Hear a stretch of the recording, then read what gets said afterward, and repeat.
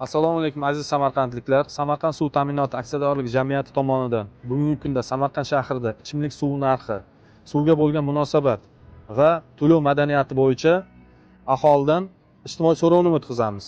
Ichimlik suvidan foydalanish, umuman suvga bo'lgan munosabat qay darajada birgalikda kuzatamiz.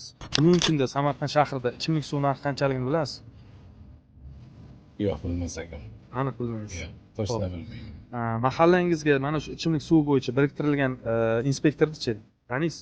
Yo'q, taniyman. Bir kunda qancha suv iste'mol qilasiz? Mana shu ishlatasiz. Yarim metr kubga yaqin bo'lsa kerak. Samarqand shahrida bir kub ichimlik suvi narxi qanchaligini bilasiz? Shu bir kub suvimiz 5300 atrofida. Bir kunda qancha suv ishlatasiz? Bir tonlarda. Bir tonda. Assalomu alaykum aka. Bir minut vaqtingizni olsak. Bitta savolimiz bor edi.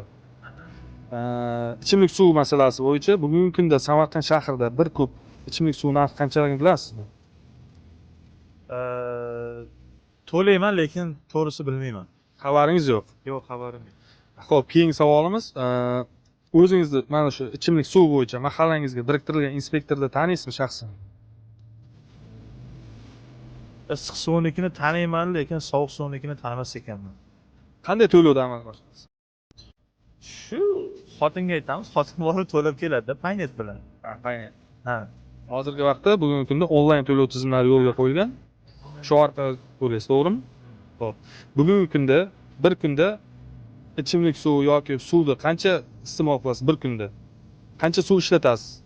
Bir kunda uzoq shu 50-100 litrgacha ishlatamiz. Ishlatasiz. Ha, endi vannada, yuvinishga, ichimlik suvi shuncha ketadi. Rahmat. Oshirganini bilaman, lekin qanchaligini bilmayman, aniq bilmayman o'zim. Xo'p, mahallangizga biriktirilgan suv inspektori bor. O'shani taniysizmi? Yo'q, tanimayman. O'sha Bir kunda taxminan qancha suv ishlatasiz? ko'p ishlatamiz. Taxminan Bilmayman. 10 litr, 20 litr, 100 litr Ha.